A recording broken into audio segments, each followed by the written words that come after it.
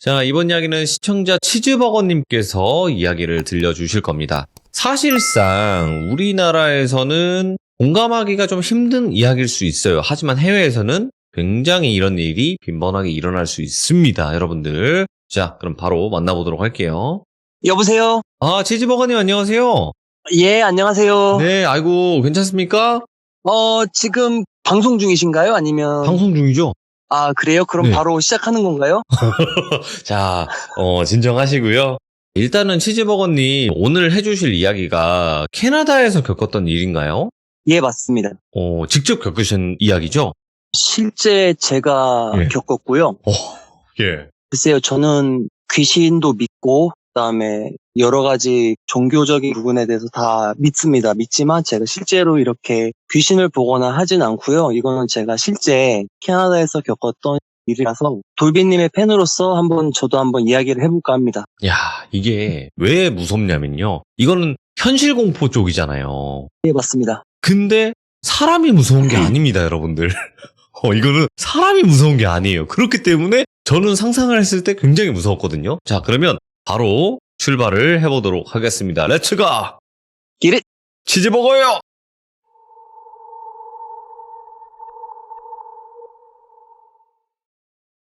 우선 저는 현재 한국에 살고 있고요. 그리고 이 이야기는 2006년경 이야기예요.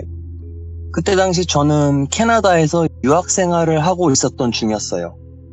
그리고 당연히 학생이니까 비자를 연장하려면은 여러 가지 방법이 있었는데 우선 제가 있었던 곳은 네. 캐나다 알바타 주에 있는 캘거리라는 작은 도시예요.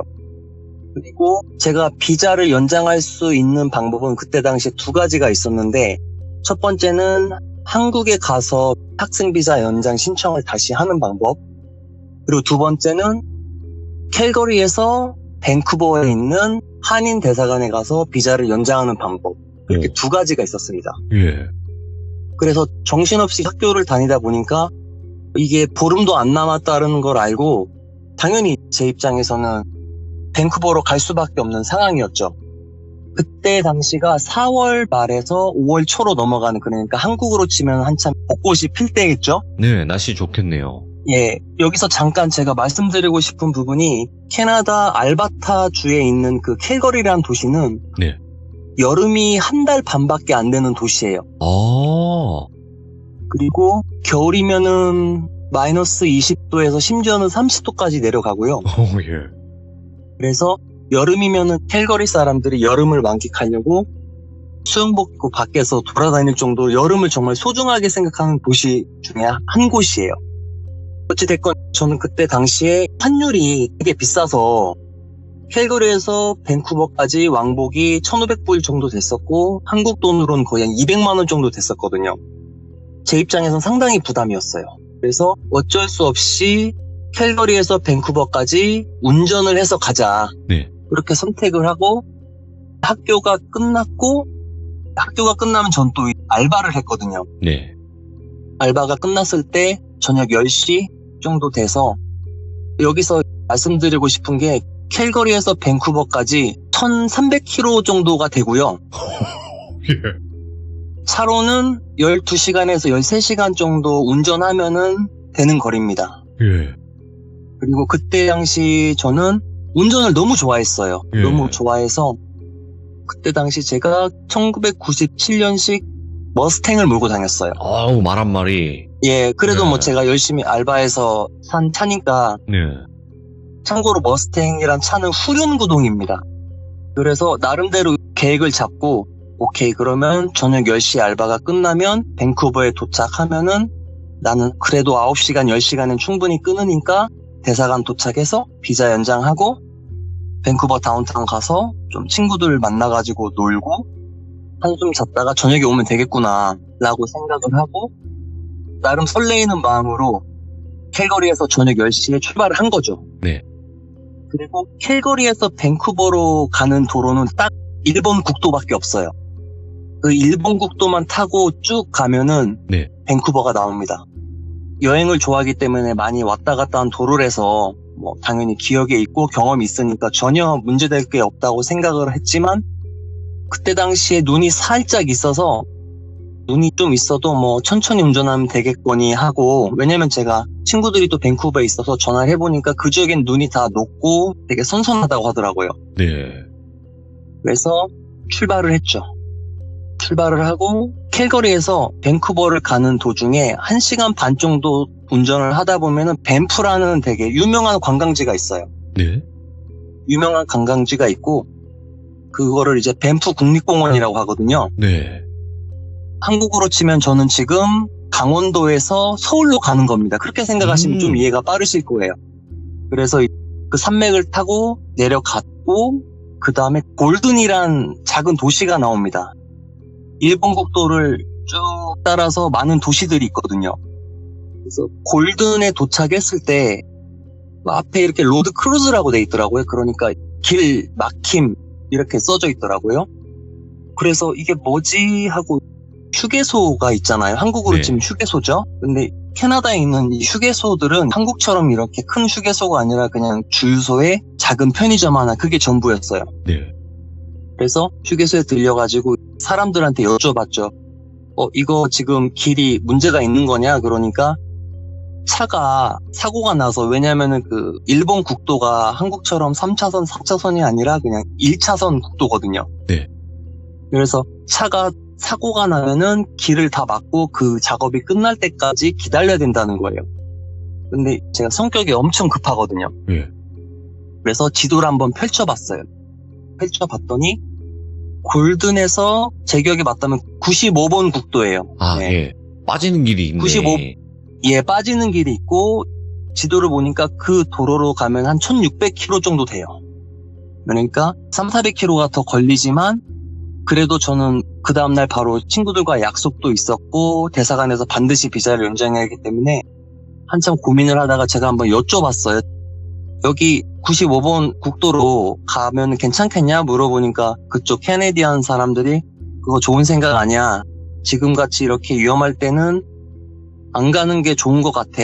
뭐 지금 눈은 어느 정도 없으니까 가도 괜찮지만 나라면 가지 않아, 이랬어요 저한테요. 오. 그래서 나는 가면 되겠네.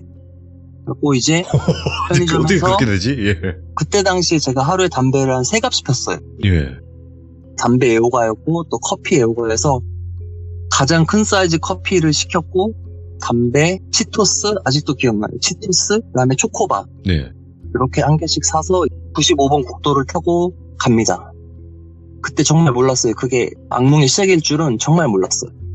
새벽 2, 3시 정도가 됐어요. 네. 골든에서 한 2시간 정도 있다가 출발을 했고 거의 아침이 오기 전이었습니다. 아침이 오기 전이어서 해가 이제 살짝 뜨니까 길이 쫙 보이잖아요. 예. 제가 운전하는 전방을 기준으로 왼쪽에는 한 10m 정도 되는 낭떠러지 밑에 강이었고요. 오른쪽에는 깊이를 알 수 없는 도랑이었어요. 당연히 눈 때문에 가려져 있죠, 위에가요. 그래서 60-70km 정도 가다가 시야가 확보가 되니까 해가 뜨기 시작하면서부터 제가 엑셀을 밟기 시작했어요. 그렇게 한 70에서 80이 됐고 그다음에 아침 9시가 좀 넘어가지고 해가 완전히 떠서 길이 확 튀잖아요. 네. 그래서 100으로 가도 되겠거니 하고 엑셀을 좀 더 밟았습니다. 밟았고 밟는 순간 제 차가 후륜이기 때문에 이게 차가 순식간에 돌더라고요. 아, 스핀. 예, 그러니까 블랙 아이스라고 하는 요즘 표현으로. 아, 미끄러졌구나. 예, 3초 정도 됐었던 것 같아요. 제 기억으로요. 예. 근데 보통 그 상황이 되면은 제 경우는 우선 이랬어요. 3초 정도 되는데 이게 스냅샷처럼 찰칵찰칵 하면서 제가 여러 가지 머릿속에서 생각들이 막 떠오르는 거예요. 이거 내가 죽을 수도 있구나.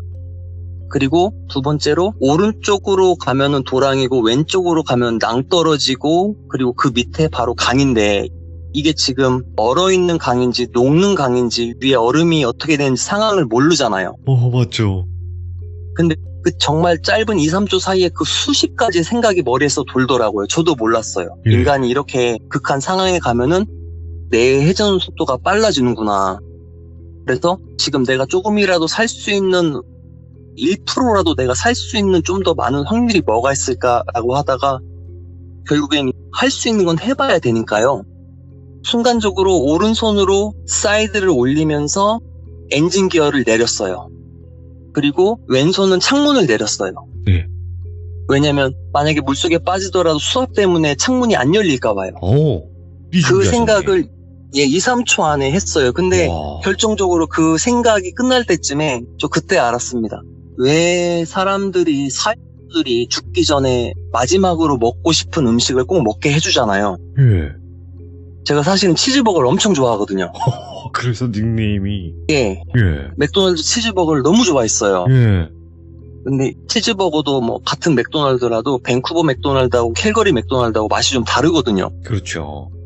밴쿠버에 가면 내가 좋아하는 치즈버거는 꼭 먹고 싶었는데 라는 생각이 들 때쯤 사건이 발생이 됐어요. 예. 정말 운 좋게도 제 차는 도랑 쪽으로 갔어요. 도랑 쪽으로 갔고, 그리고 도랑의 깊이가 상당히 깊었는지 제 기준점으로 창문 위쪽까지 다 눈 속으로 파묻혔어요. 그래서 우선 살았다.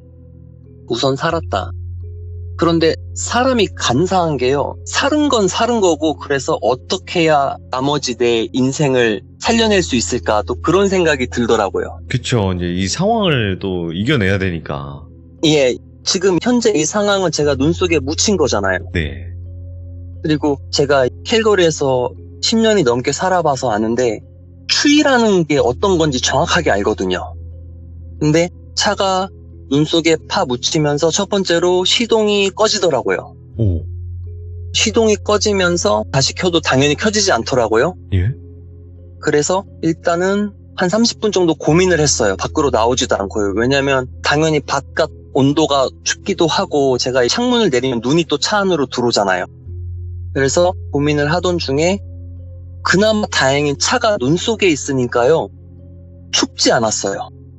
그러니까 이걸 어떻게 표현하는 게 좀 맞냐면은 그 에스키모인들이 이렇게 얼음으로 집을 짓고 살잖아요. 그 안에서요. 맞아요. 예, 눈 속에 있었는데 오히려 춥지 않았고 제 온기가 차에서 좀 돌더라고요. 그래서 이거 생각보다 버틸만 한데 그런 생각이 좀 들더라고요. 그래서 그 다음 확인한 게 일단 내가 가지고 있는 식량이 어떻게 되나.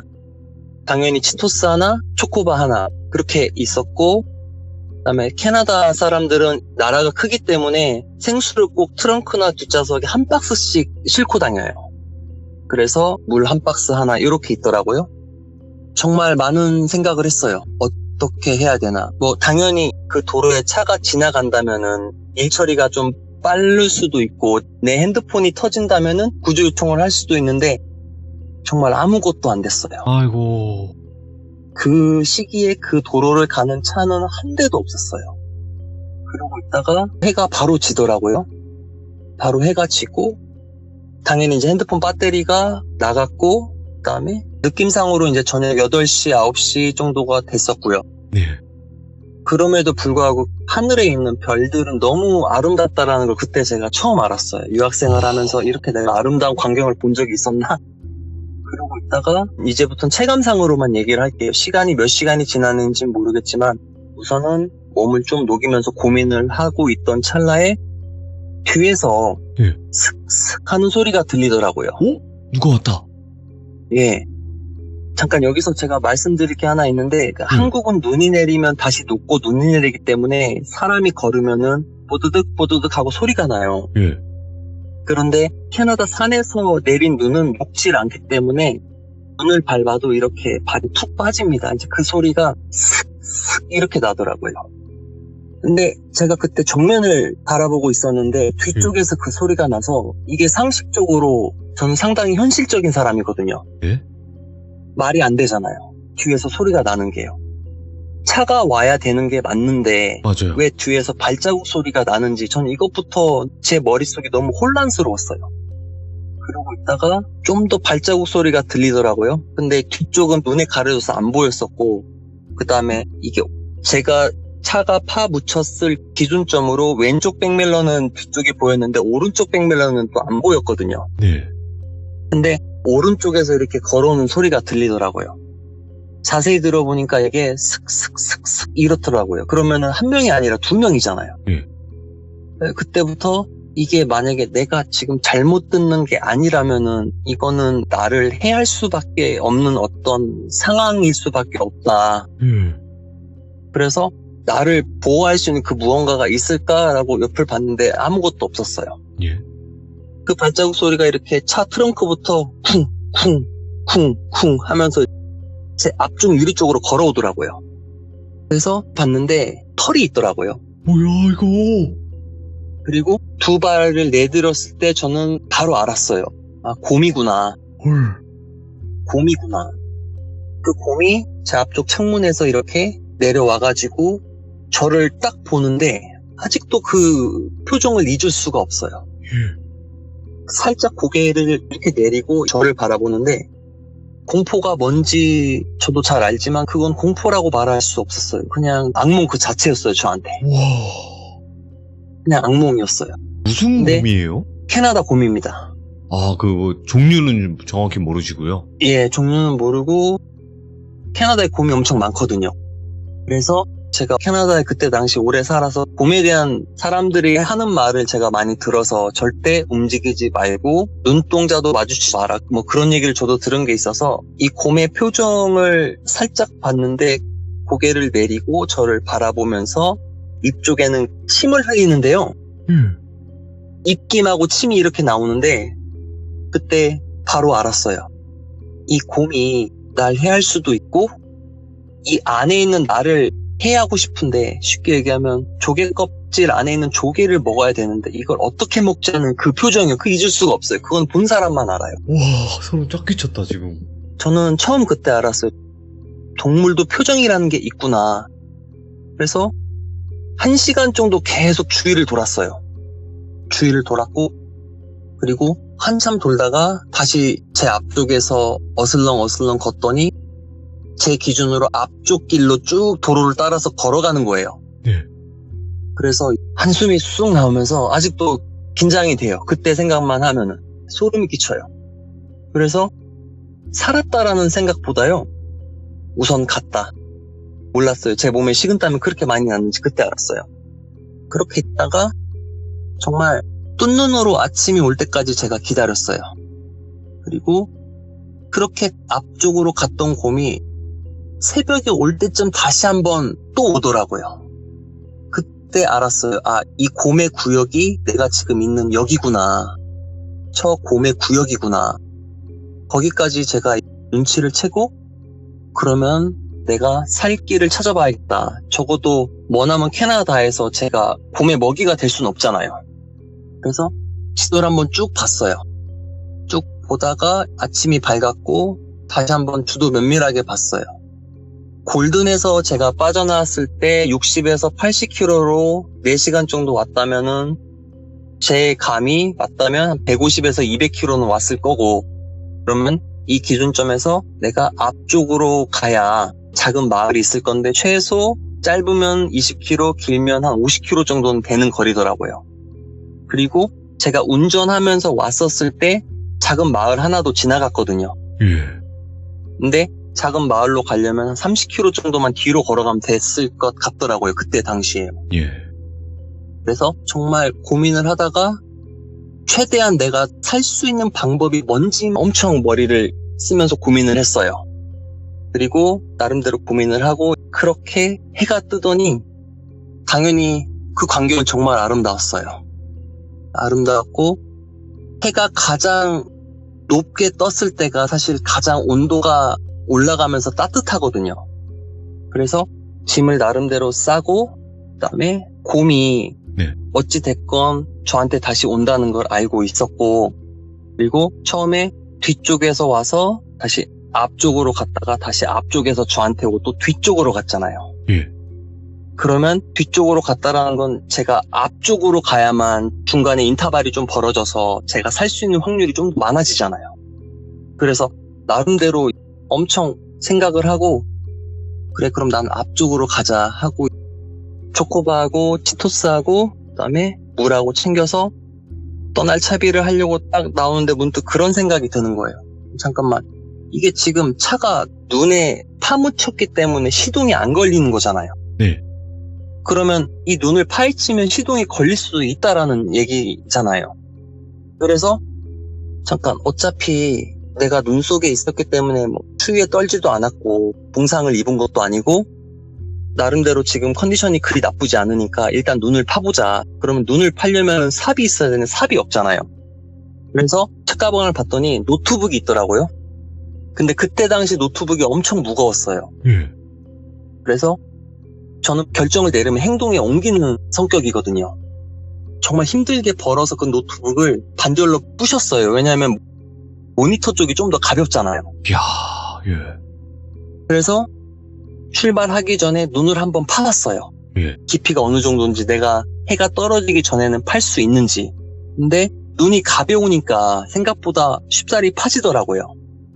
그래서 동물 중에 미어캣이라고 있습니다. 이렇게 감시하면서 하는 동물들 있잖아요. 정말 예. 노트북 모니터로 한 5번 파고 주위 한번 보고 5번 파고 주위 한번 보고 그 짓을 거의 해가 떨어질 때까지 팠던 것 같아요. 제일 처음에는 앞에 본네트 먼저 팠어요. 왜냐면 엔진이 너무 차가우니까 엔진 먼저 파고 본네트를 열어놔서 좀 엔진을 추위에서 녹여줘야 그나마 시동이 좀 걸릴 수도 있지 않을까라는 그냥 저 개인적인 판단이었어요. 네. 그리고 앞쪽을 다 파서 본네트를 열고 뒤쪽은 당연히 배기관 쪽을 먼저 파기 시작했어요. 네. 일단은 상식적으로 공기만 통하면, 산소만 통하면 차는 시동은 걸리니까. 네. 제가 군대를 강원도 속초에서 나왔거든요. 정말 거기서도 삽질 많이 해봤지만 그때는 정말 잊을 수가 없어요. 그때 그렇게 팠던 거를. 눈이 무겁진 않았어요. 예. 근데 그 상황 자체가 목숨을 담보로 저는 눈을 파는 거잖아요. 그리고 곰이 잘은 모르지만 40-50km는 뛴다고 제가 그때 당시에 알고 있었거든요. 곰 미쳤어요, 진짜. 예, 뛰면은 40-50km까지도 뛴다고 하더라고요. 예. 그나마 다행인 건 해가 뜨기 시작하면은 주위에 온통 하얀색이라서 곰은 색깔이 뚜렷하게 나오잖아요. 네. 그래서 저 나름대로 정말 초집중을 하면서 눈을 계속 파헤치기 시작했고, 어림잡아서 해가 질 때쯤 해서 어느 정도 눈이 파여가지고 그때 제가 처음으로 담배를 폈어요. 네. 차 안에 들어가서 폈어요. 그리고 시동을 살렸는데 안 살려지더라고요. 아이고, 예. 그래서 비속어인데 훅가시라고 하잖아요. 이렇게 예. 계속 이제 클러치하고 엑셀 밟으면서 시동을 살리려고 한 2-3번 한 것 같은데 낑낑낑낑 하면서 안 살려지던 게 마지막에 걸걸걸걸 대면서 시동이 걸려지더라고요. 오, 다행이다. 그래서 어찌됐건 또 이렇게 연장되는구나.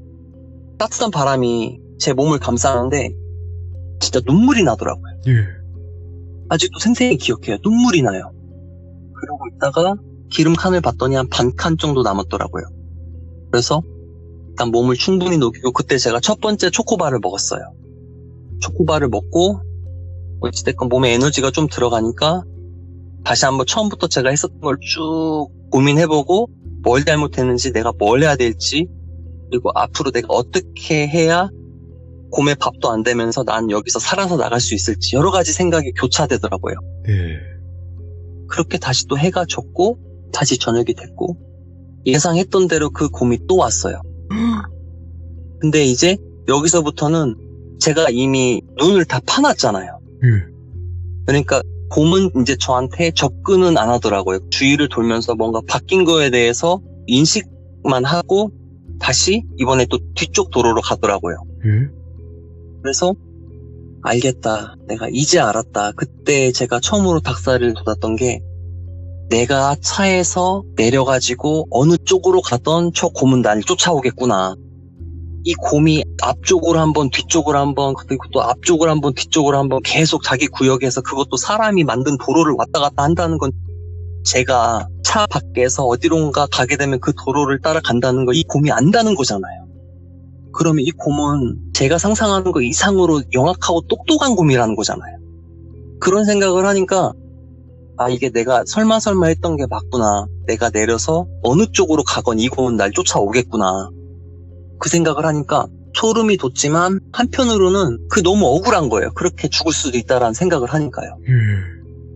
그래서 어찌됐건 차에서는 따뜻한 바람이 나오고, 그다음에 아껴놨던 커피도 있어서 커피가 살짝 미지근해지더라고요. 네.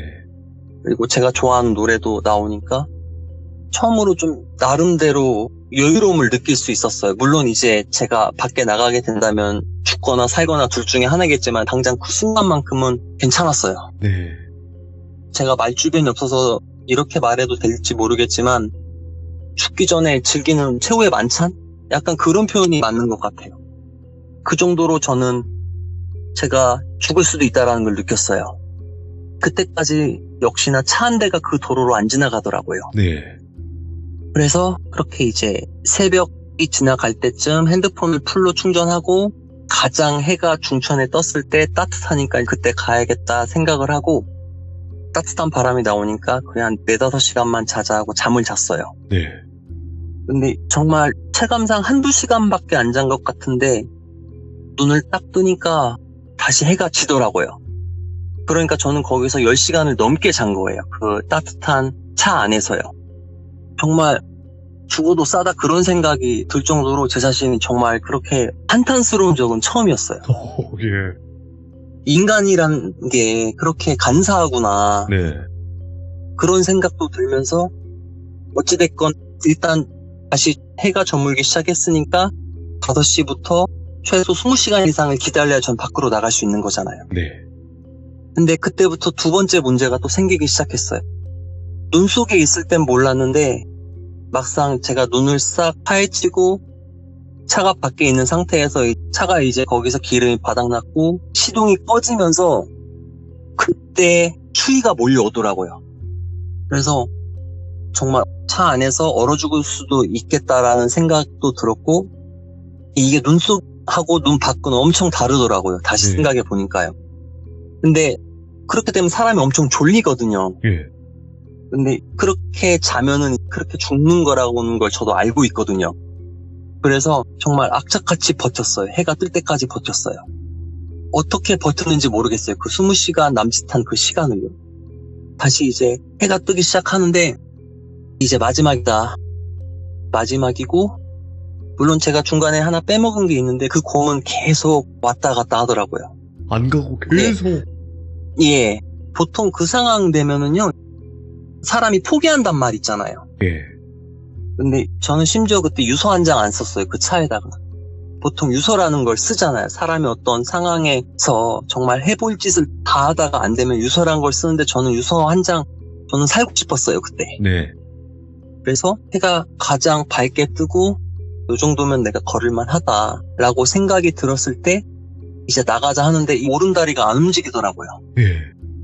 동상 초기 단계 정도 생각하시면 될 것 같아요. 그렇겠죠.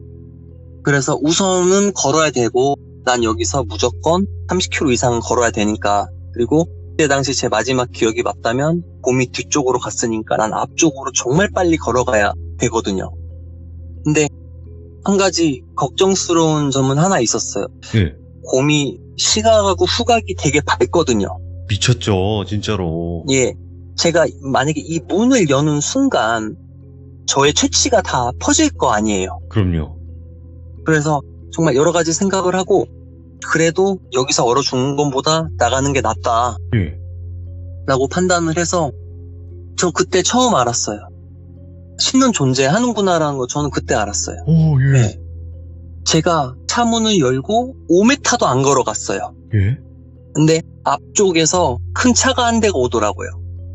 예. 차가 와서 제 앞에 쓰더라고요. 캐나다에는 원주민이 있어요. 아, 예. 근데 제가 거기서 며칠을 있었는지도 모를 정도로 있었는데도 불구하고 차 한 대가 안 지나가는데 그때 마침 원주민이 지나가더라고요.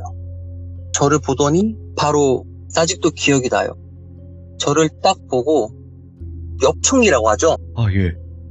오른쪽 좌석에 엽총이 있었고 시동을 켜놓은 상태에서 엽총을 들고 내려서 하늘을 보고 뭐라고 막 기도를 하는 거예요.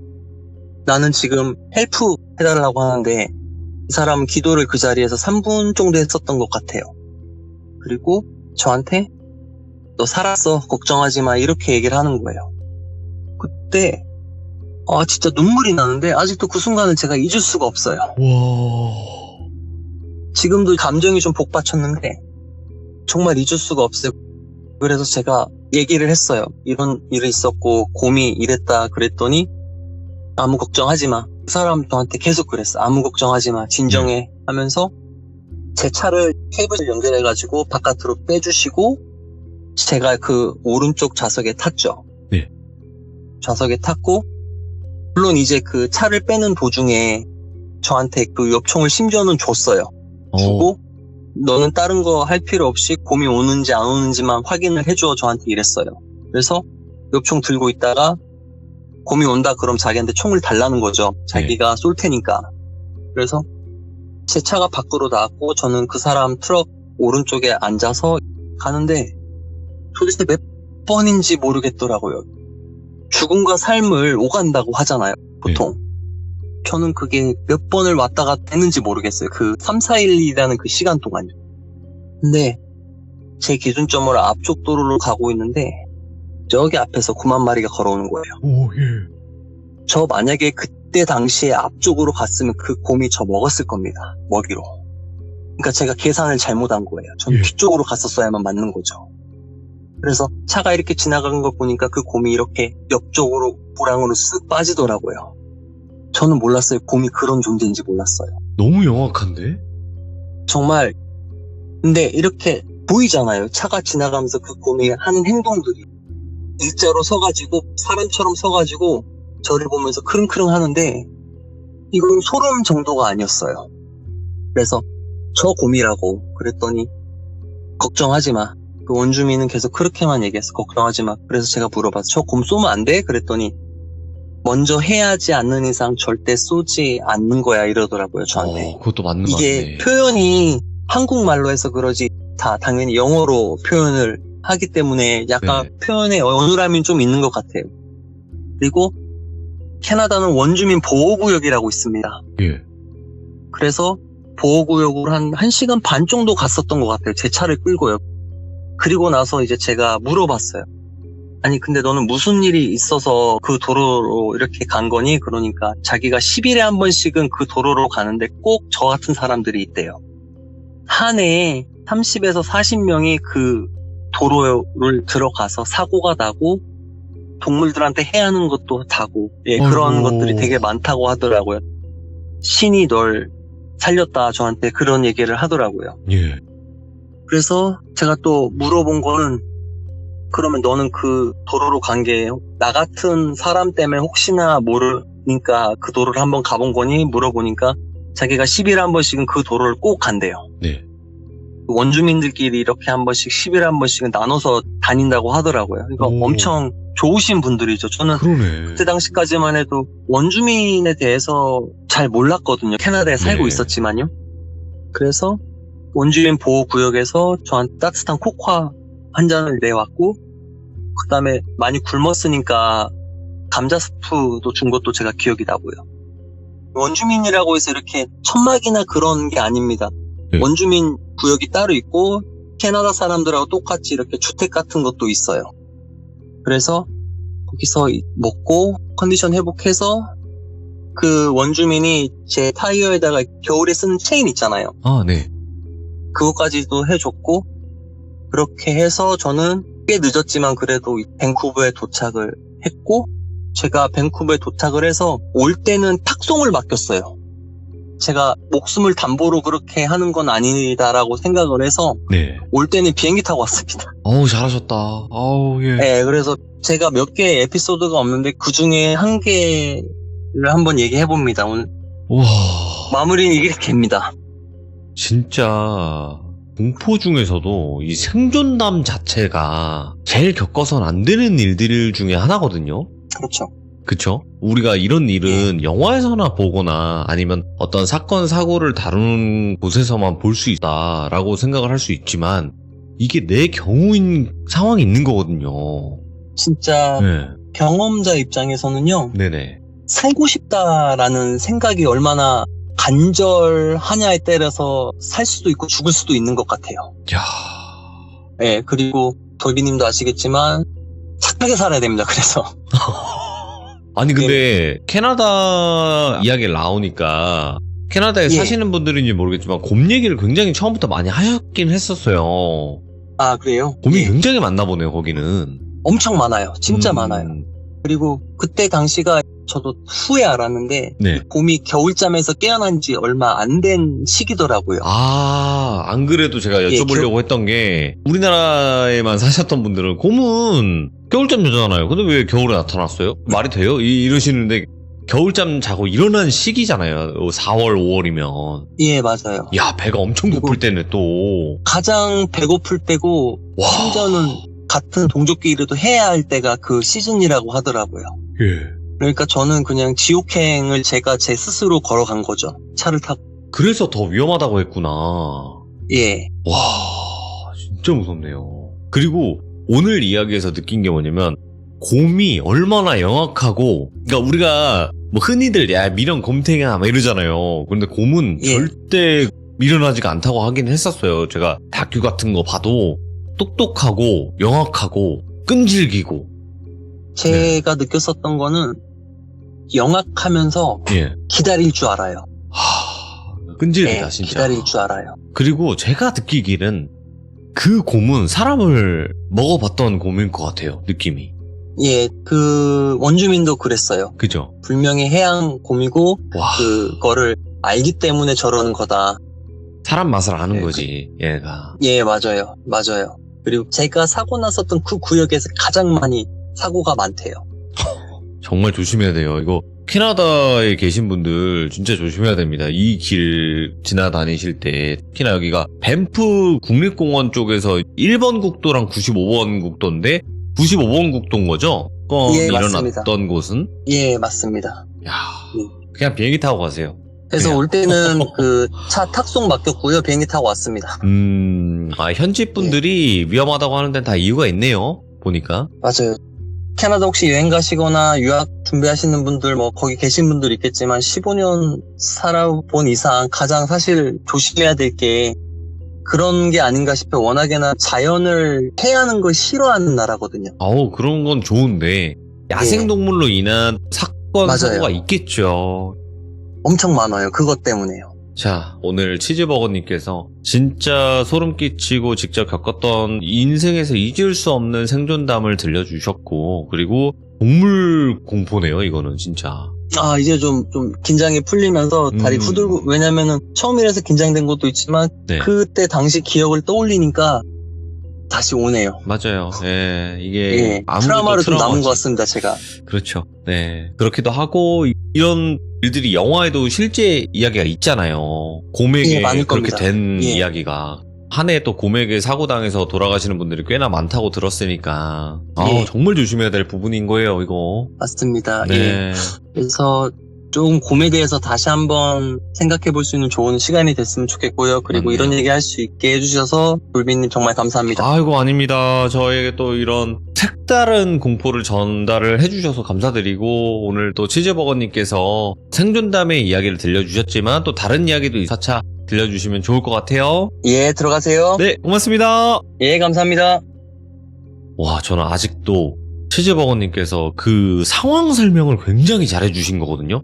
왜냐면 이런 생존담은 특히나 이 동물에 관련된 거는 그 상황 묘사를 정말 잘해주셔야 저희가 공감을 조금이나마 하고 그 상황에 우리가 같이 들어가 있는 듯한 느낌을 받을 수가 있는데 그걸 치즈버거님께서 굉장히 잘해주셨어요. 그리고 그 곰이 앞유리에 와서 이렇게 거꾸로 쳐다보면서 이렇게 침 흘리고 있다 그랬잖아요. 눈 이렇게 돌아가가지고.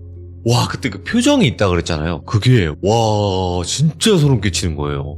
그러니까 그 곰은 분명히 제가 생각했을 때도 사람을 이미 잡섰던, 이미 먹어봤던 곰일 것 같아요. 그러니까 얼마나 좋아요.